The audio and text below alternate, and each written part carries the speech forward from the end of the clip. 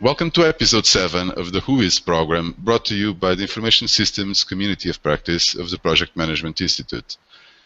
This series of interviews were designed to bring you closer to the lives of some remarkable project managers, which we will hopefully find useful and insightful. On the last episode, we had Walter Ginevri here, and today I have the pleasure to bring you Agnieszka Gasperini. You may know her already, as she's a very active PMI member, now on the board of the Volunteer Advisory Committee. She was founder of the Poland chapter and delivers some fantastic presentations I had the privilege to attend.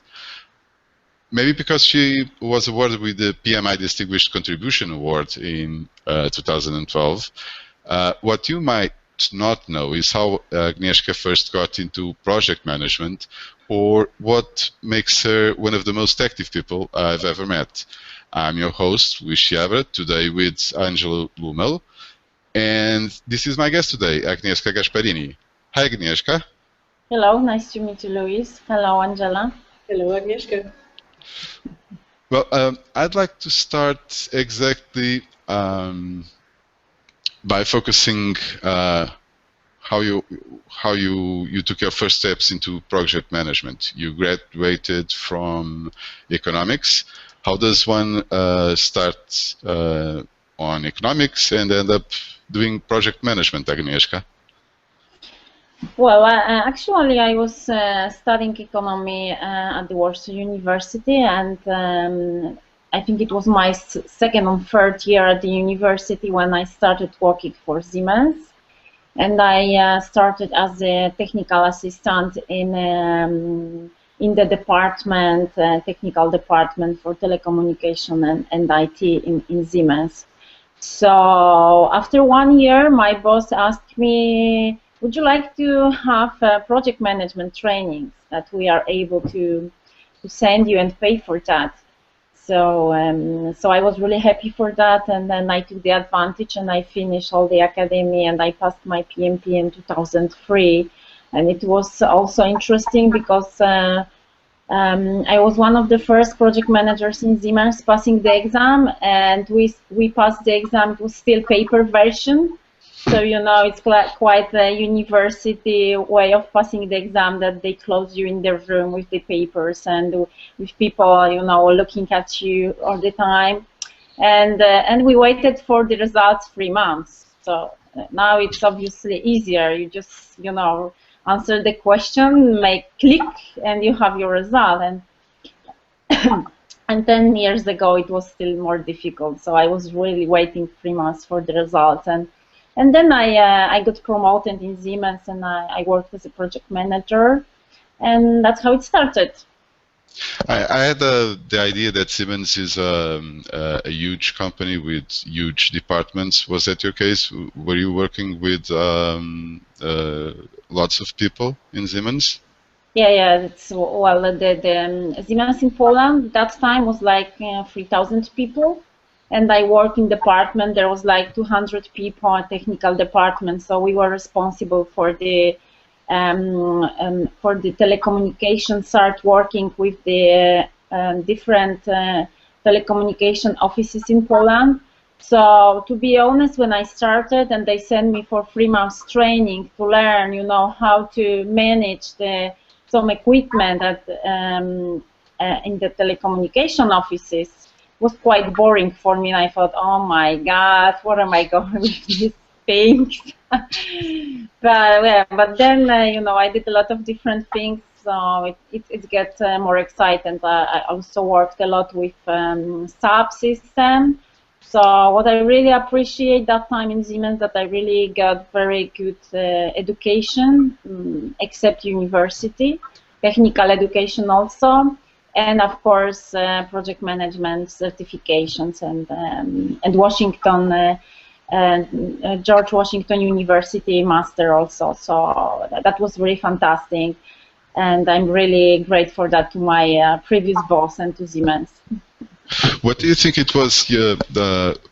What do you think it helped you along the way? What do you think it was your best quality to help you become the project manager that you actually became?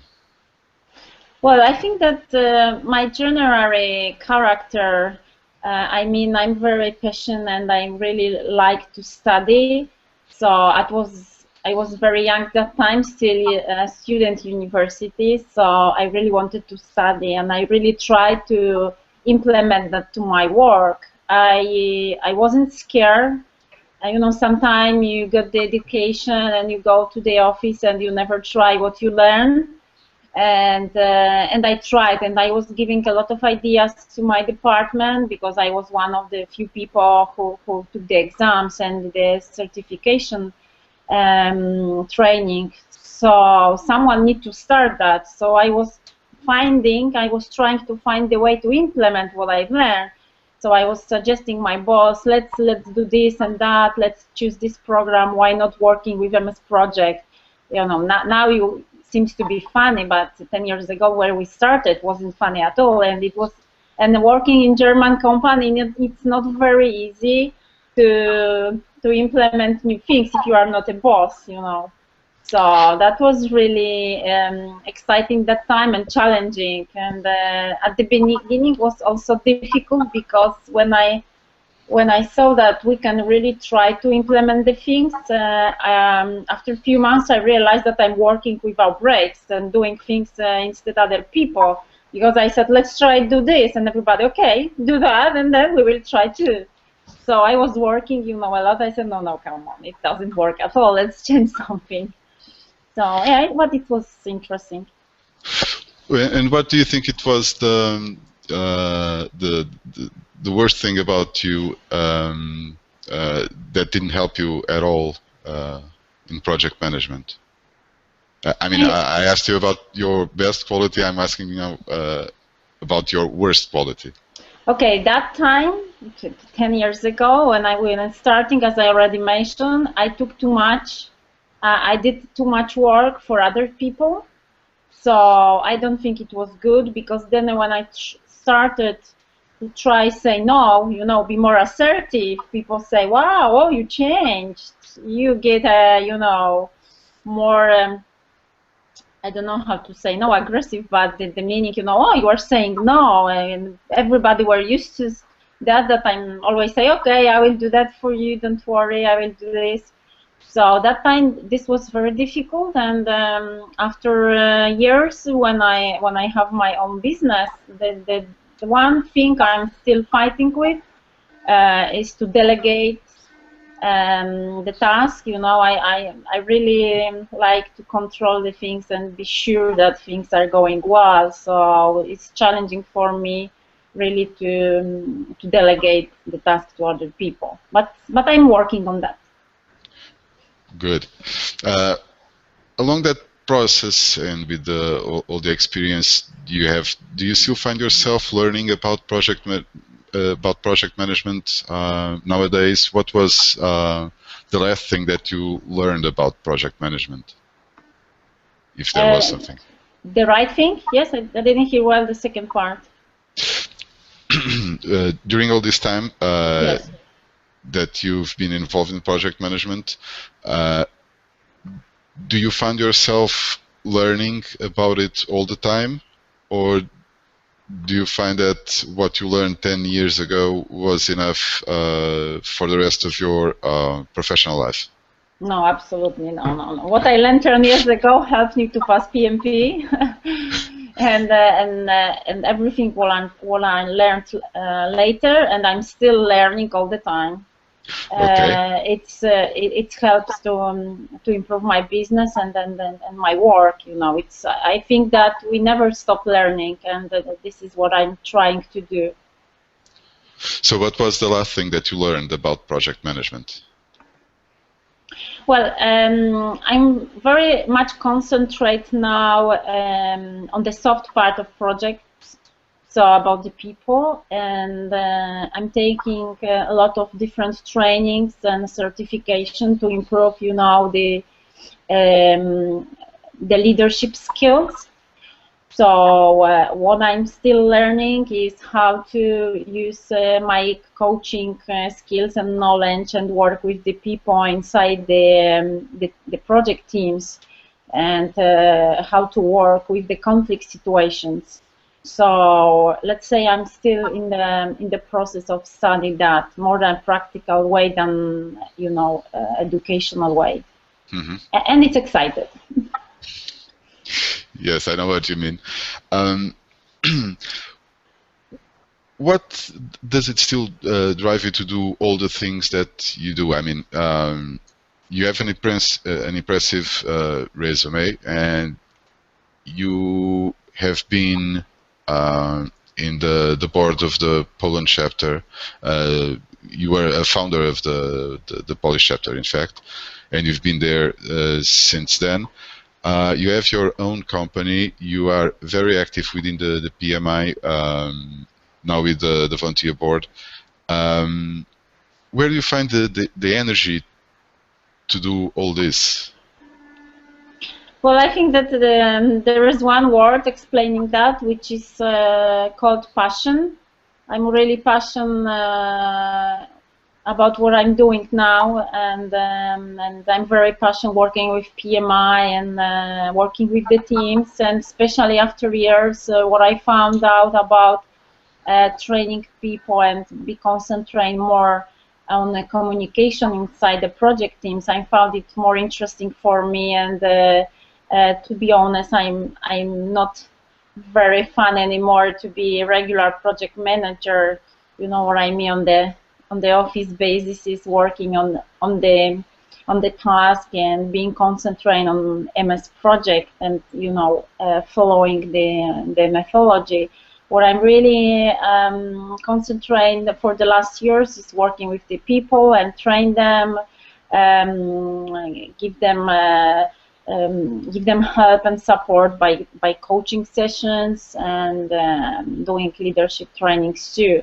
So I'm really excited about that. So I think that passion drives me, and I can do everything what I do. Sometimes I wonder how it's possible too, because I really get tired. I'm getting older, but let's say so far it works.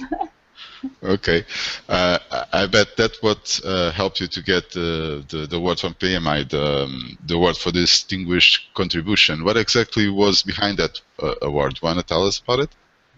Well, generally there are the rules behind the all award. So first of all, I was recommended by a few people, and you don't know that you are recommended until you get some documents from PMI to fulfill.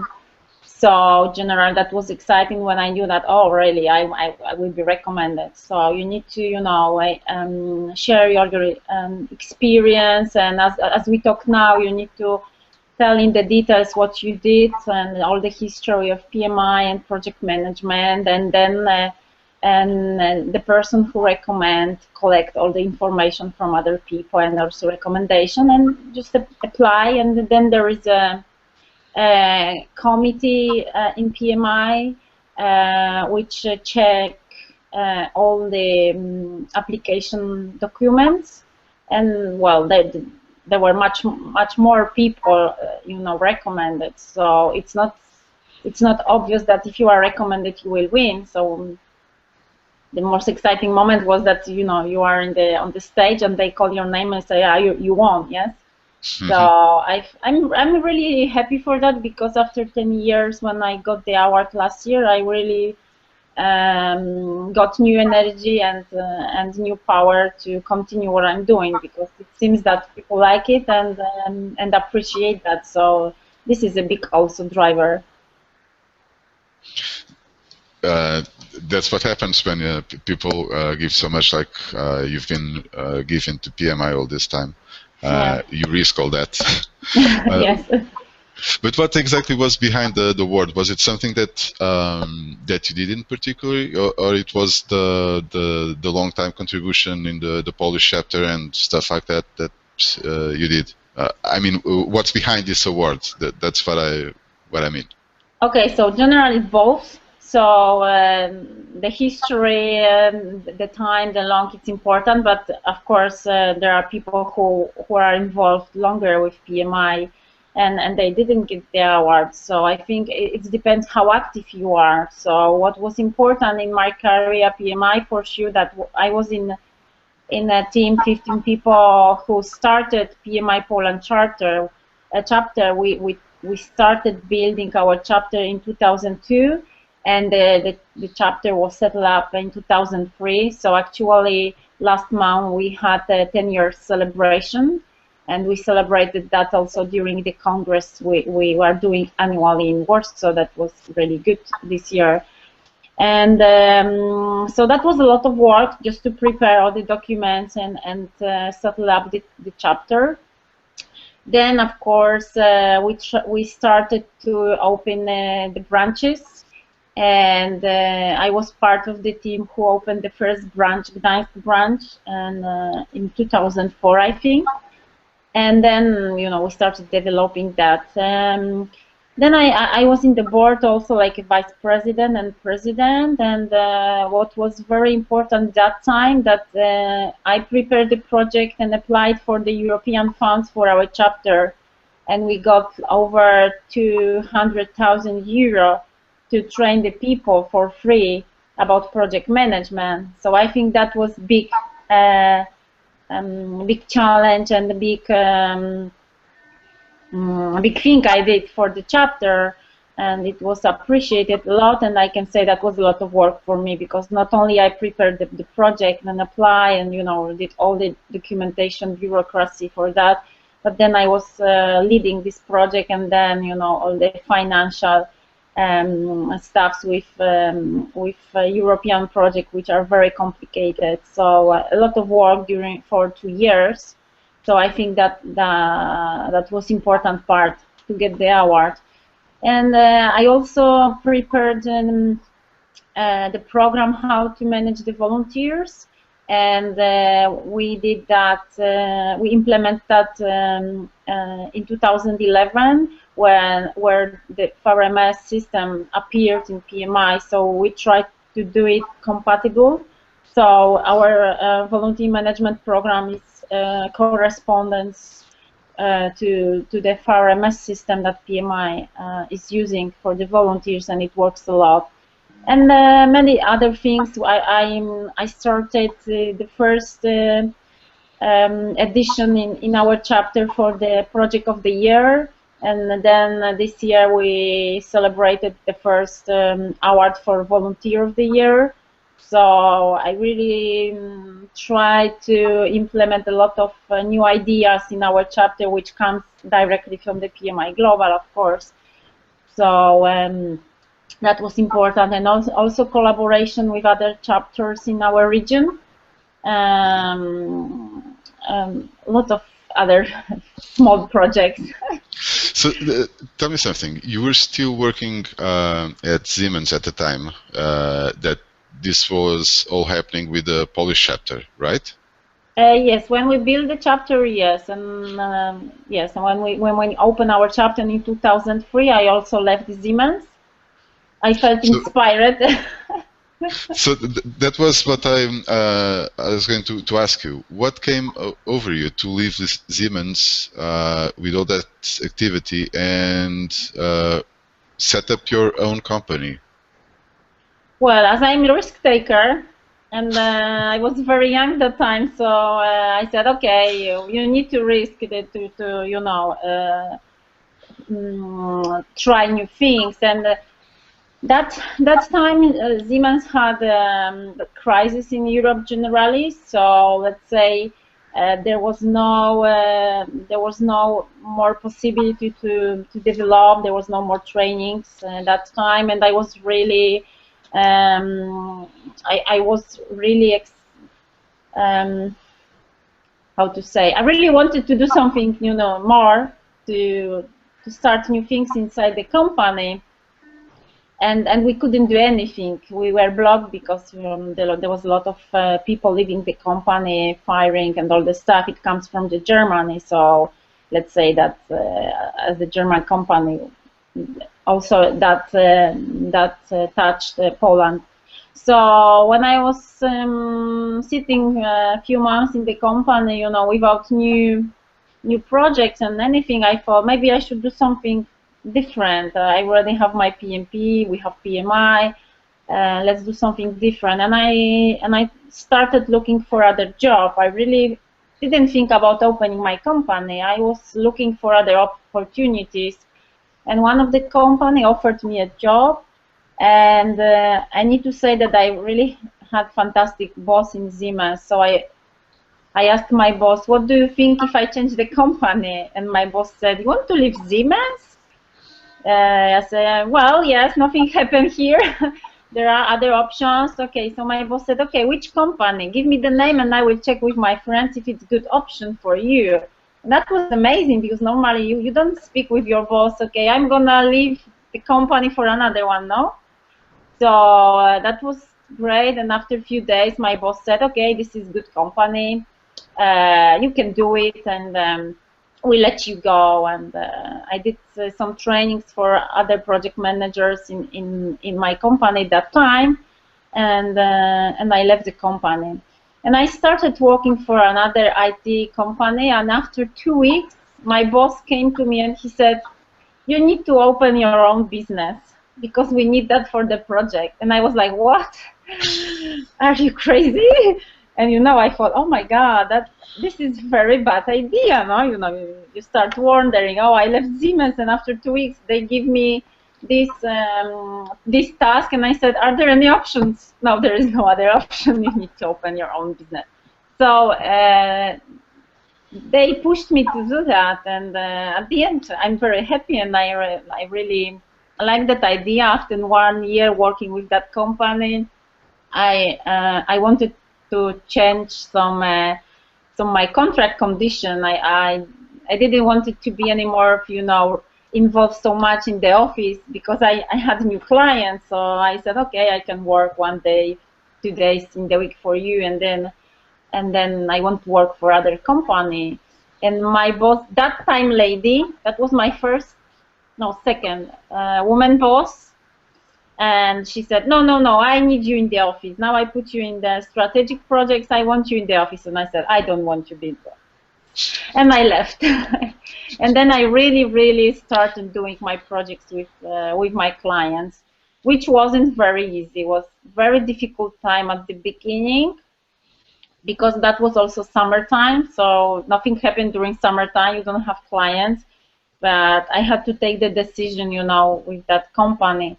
So I said, okay, I will manage that. And that's how it started with my business.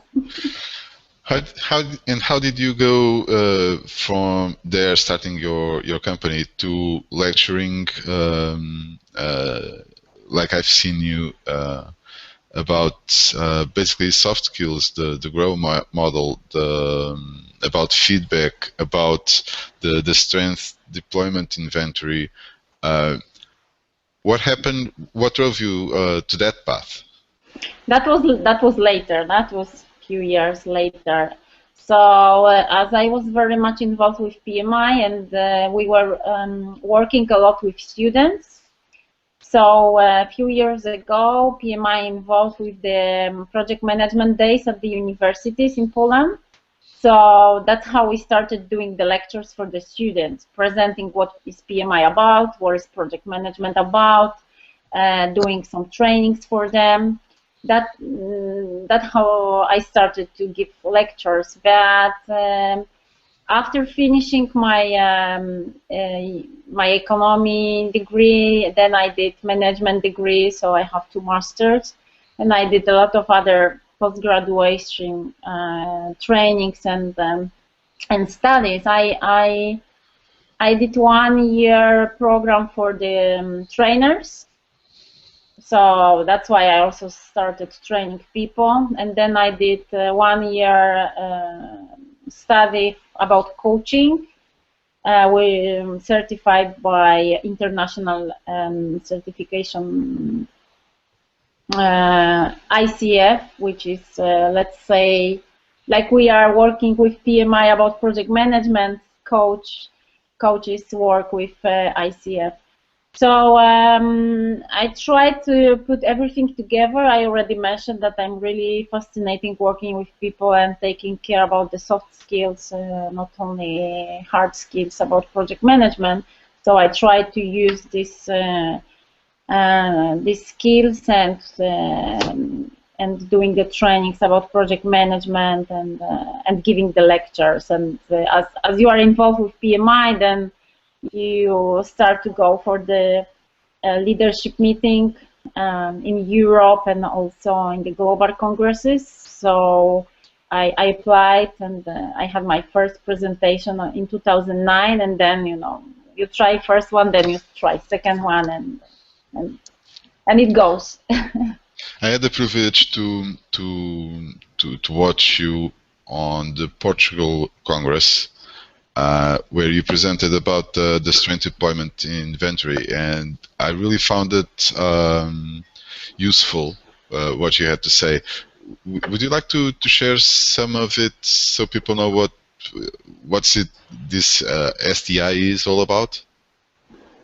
Yes, of course. So SDI is strength deployment inventory. This is tool assessment which helps you to understand your behaviors and what motivates people.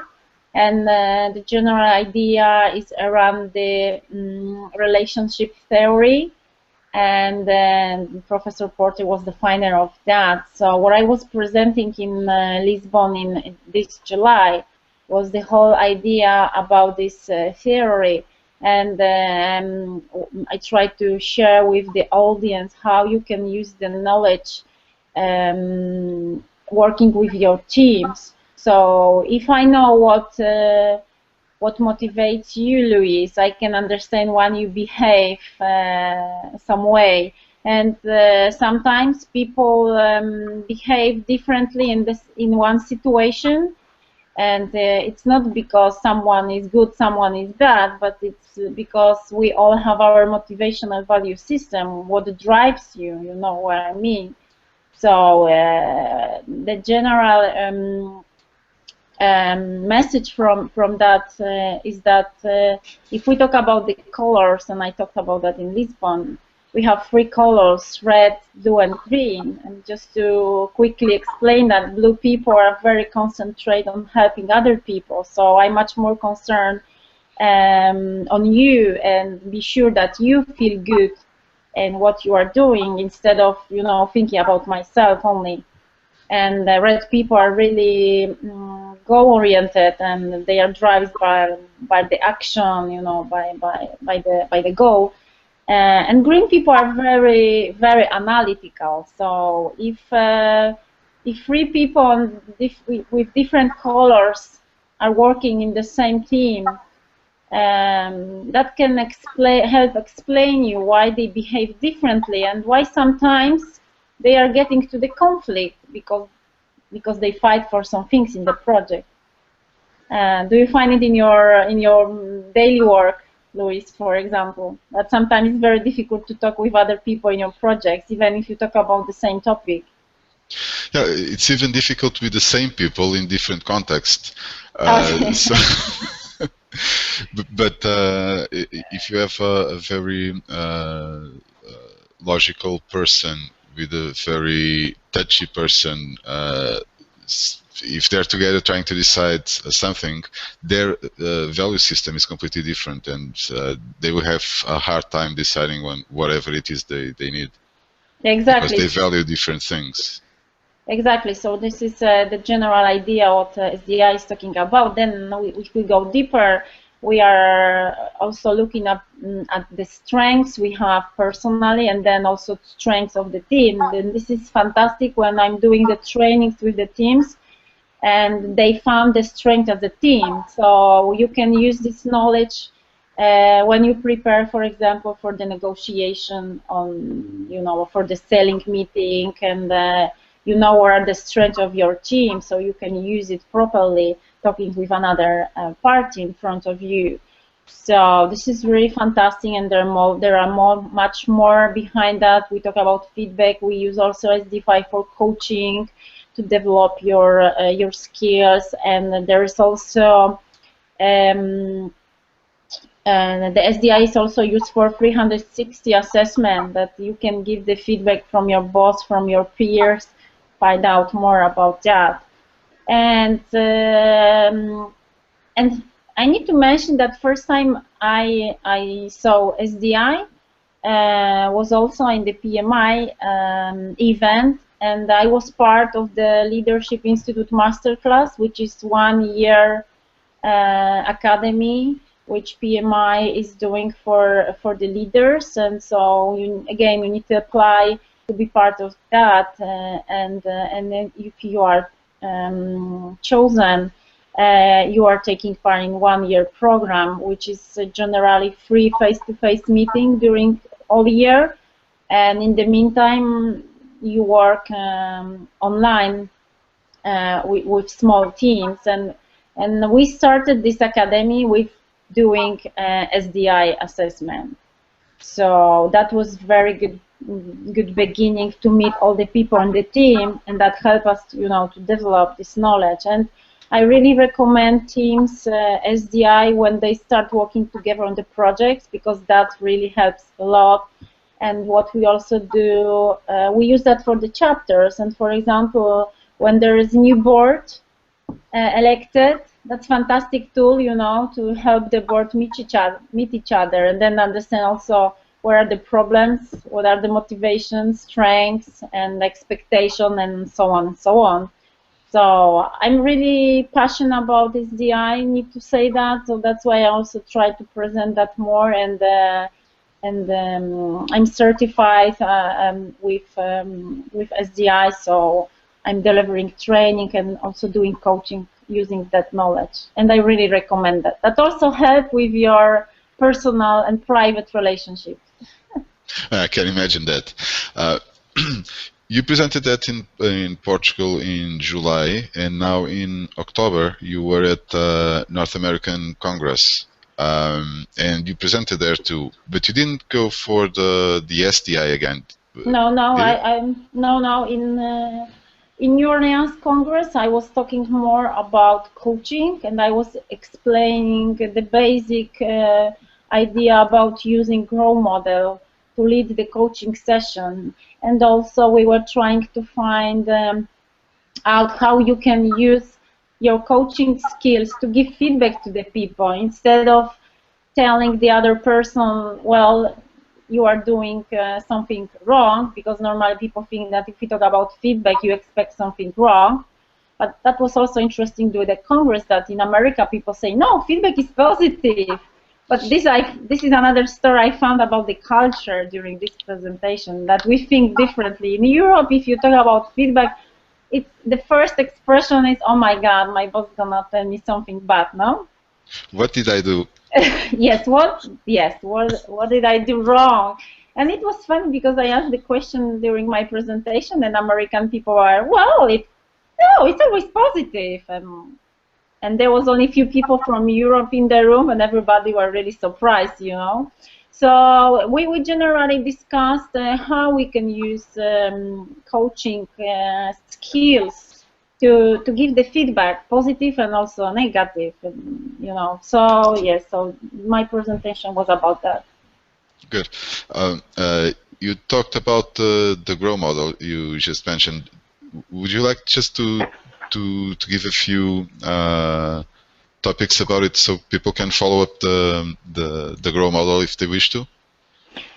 Well, generally, to lead the coaching session, there are a lot of models, and then a lot of schools giving different ideas, and also, let's say, methodology how to lead the session, which is normally 45-60 minutes, one-to-one face-to-face meeting. No, so GROW model is a very simple one, and gives you instruction how to use this time to do it effectively, and to find the solution at the end. So So that explain you to say that where is the goal, which is G, and so if you have your coaching session, you say, okay, I'd like to change my job next year, for example, and then we find the steps to follow. So if you have the goal, then you have the real situation, and then you find the steps, what you should do to achieve the goal, and then you go through that. So at the end of the session, you have clear information what to do, and you have plan how to work longer. So this is only one of the tools we can use, and I think it's very easy for the people who are not certified coach, or who are not doing regular coaching session, and that happens a lot in the companies, that let's say your boss is asked to coach you, but he's not a coach, yes, and that happened a lot. And also during my presentation, a lot of people said, yes, I'm coach, I'm doing coaching sessions, but they never had any trainings about that. So they really found very useful to use this simple model, and to have kind of instruction how to lead the coaching session they are doing more effectively. Okay. So what I would like to do now, as we're well, way past the 30 minutes of this interview, what I would like to do now with you, Agnieszka, is I would like you to talk about what really makes you feel proud amongst all the stuff that you've made for project management, for the project management profession, and for yourself. What exactly, what's the thing that makes you most proud of? Well, again, about PMI, I'm really proud that that my chapter is growing. We have more than 700 people in Poland and 8 branches, and the chapter is really growing and developing. And our congress each year is bigger, and we have great speakers around the world. So I'm really proud of that. That there are people that follow me and take my advices and do the great jobs. And I'm also proud that I'm part now of PMI Global community. So that gives me a lot of satisfaction. But let's say this is our non-profit part of our life, no? So and that also helped me with my job, all the connection, networking I have, and I appreciate that I have friends around the world who I can meet during the global congresses and the leadership meetings, and this is really fantastic. And I'm a very social person, so I really like that, and I'm really proud of that I'm connected with the world. But I'm also proud with my business job. I'm still running my consulting company, doing now more trainings and consultings than leading the projects. But I don't know if you mentioned before that I'm very much involved with the European projects. I mentioned only the project I did for PMI, but my company for the last 10 years also is doing a lot of this kind of projects. So during all these years, we helped a lot of companies in Poland to get the European funds. Different company with different departments, so it's also interesting. And I also work as a national expert for the Polish ministry. So let's say I'm also checking the projects in different topics. And what I'm also proud about is that I work as an external expert for Commission. European Commission in Brussels. So this year I've been in Brussels twice to be part of expert panel in very big international projects. So that's exciting. I'm really happy and proud of that, that I can do many different things and not get boring, and still getting some money for that. Maybe I should earn more, but you know, I need to do also non-profit things for PMI. That's something that can always happen. Nevertheless, that's a lot of things and a lot of important things in just 10 years or just over that.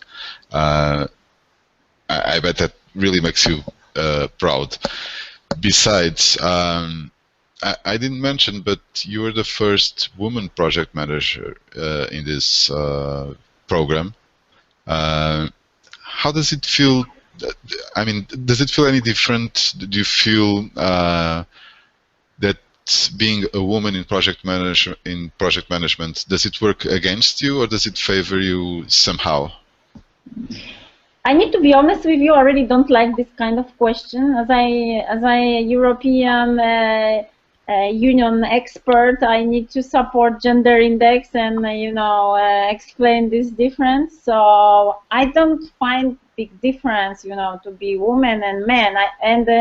If we talk about difficulties or maybe something easier, I need to say that that was much more difficult for me as a woman to enter the project management world, because when I started 10 years ago, 90% of the members in our chapters, and generally I think if I look in PMI, they were always men, and the members of our chapter are managers from banks, IT companies, and they were always men. And I used to work for Siemens, where in our department, if you look at 200 people, maybe there was like 15, 16 women. So really, really difficult. So to show them that, okay, yeah, even if I'm woman, I can do the same things and lead the teams. And I also was the first chapter president as a woman, and I found it very difficult. In my board, we had 9 people, and I was the only one, and I was president. It was very difficult, I need to tell you, and that caused a lot of conflict, because not everybody, were happy with that, even if the chapter decides and they choose you and during the election. But then after that, when you have to work in the daily basis, it's not so easy. So I really had a difficult time, especially at the beginning, and also when I opened my consulting company, I was very young, and I had to talk with my clients that they were men and with high positions. So the first thing they were talking to me the way, okay, you are a woman and you are very young. What would you like to tell me? What would you like to sell me? You know what I mean? So I really found it very difficult. Now maybe it's easier because there are more ladies, but at that time it was very difficult. So I really had to take patience for that. But I really like working with men, so that's fine. The difficulties that you found, was it more like people don't taking you all that seriously because you're a woman, or was it some other kind of difficulties? Well, first of all, if we talk about the clients I had, and I talked with big companies and also public organizations, that they were always men, older than me, and with a lot of experience. They look at me, okay, woman and young one, what she can help me, and what she can do for our company. That was the difficult. But also, if I work in Siemens, a telecommunication company, a lot of technical things, and I really think that guys are better with that. I never wanted to be technical, lady. I work as a project manager, and I really enjoyed that. But I never wanted to, be very much involved with all the engineering stuff also.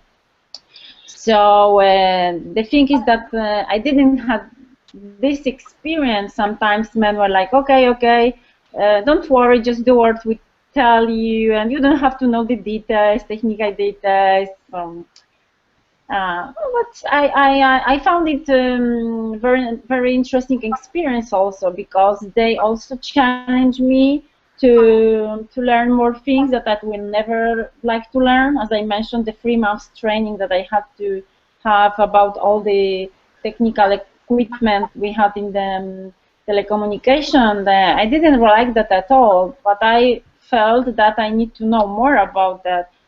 So I remember one funny situation when I was writing European projects for public fires guys, and I visited one fireplace in Poland, and then the it's not the director, no, I don't know how they called in their language, but let's say general said, but you lady, what would you like to tell me about this? What can we do? And I entered to the room and I said, can I see all the technical room?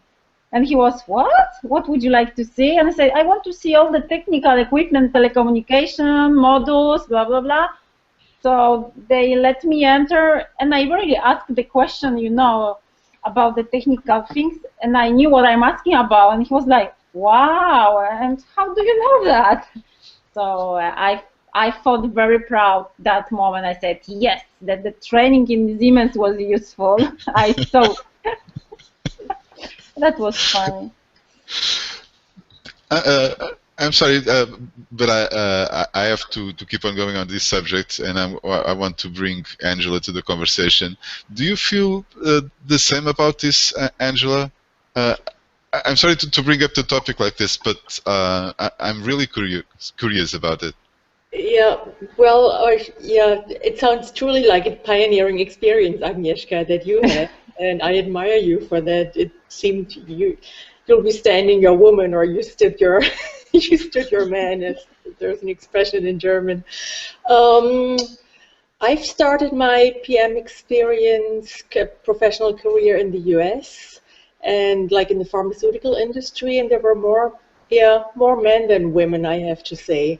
When I moved to Germany, I continued working for a US-based company, big office in Berlin, and my last team, strangely enough, was only women PMs. So I really see we're gaining traction here.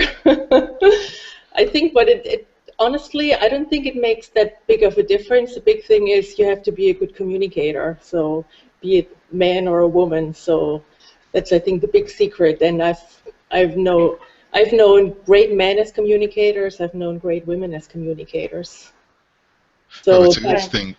Yeah, I would agree with you. The more like technical-based companies where you come more from a technical field, and the project management profession is not that advanced. Yeah, you have that these fields tend to be dominated by men. I agree. I would agree with you. But it's a good thing to see that it seems to be getting better over time, right? You both of you feel that way, right? I think so. Yeah, yeah. What about you, Agnieszka? Do you feel that too? Yes, yes, I agree. I agree. Oh. Okay. We have about 5 minutes left, I think. I just wanted to put a couple of quick questions to you, Agnieszka. The first one is, suppose there is a newcomer to project management watching this interview. What would be the recommendation that you could offer him or her in a few sentences? What's the best piece of advice? Okay, so first of all, I think that someone who start studying project management need to really feel that would like to do it and try it. because sometimes we tried a lot of things at the same time, and at the end you never know what to do. You want to be economist, you want to be project manager, you want to be technical, you never know.